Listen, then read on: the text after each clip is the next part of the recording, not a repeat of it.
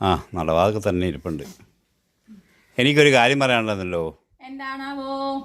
എന്താണാവോ എന്ന് ചോദിച്ചാൽ, ആ ഇത്രയും കാലം ഈ വീട് നോക്കിയിരുന്ന ആരാ? ആ അതിനൊരു മാറ്റം വരുത്തിയാലോ ഞാനിങ്ങനെ ആലോചിക്കുകയാണ്. എന്തിനാന്ന് വെച്ചാൽ നീ വീട്ടിൽ വരണം, ഞാനങ്ങ് ആയാലോ എന്ന് ഓർക്കും. വേണ്ട, നിങ്ങൾ കൊണ്ടുതരുന്ന ഈ ഒരു മാസം 10,000 രൂപ തന്നാൽ ആ 10,000 കൊണ്ട് ഞാൻ ഈ വീട്ടിലെ കാര്യങ്ങളും പിള്ളേരെ കാര്യങ്ങളും അവരെ പഠിത്തം കാര്യങ്ങളും എല്ലാം ഞാനാ നോക്കി നന്നായി നടക്കുന്നത്.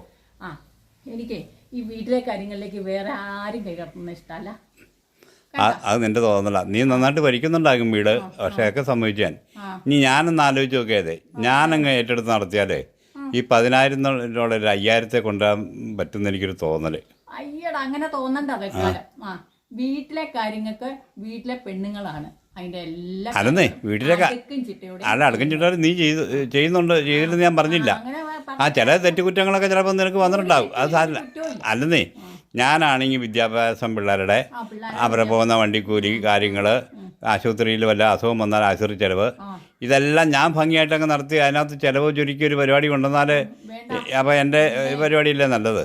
അത് വേണ്ട, അത് ഈ ഞാൻ തന്നെ ഉണ്ട് ഇവിടെ. തൽക്കാലം വേറെ ആരെയാ ഇങ്ങോട്ട് കയറ്റുന്നില്ല.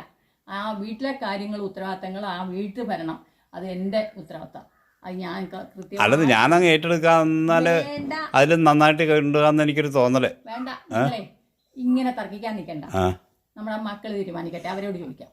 അമ്മയാണോ അപ്പനാണോ വീട്ടിലെ ഭരണം നന്നായി ചെയ്യുന്നതെന്ന്? എന്താ അവര് പറയും, ഒരു സംശയവും. അല്ല, അവര് ചിലപ്പോ അമ്മയുടെ സൈഡാ പറയുള്ളൂ, നിന്റെ ഏർപ്പാടാ നല്ലതെന്ന് പറയുള്ളൂ.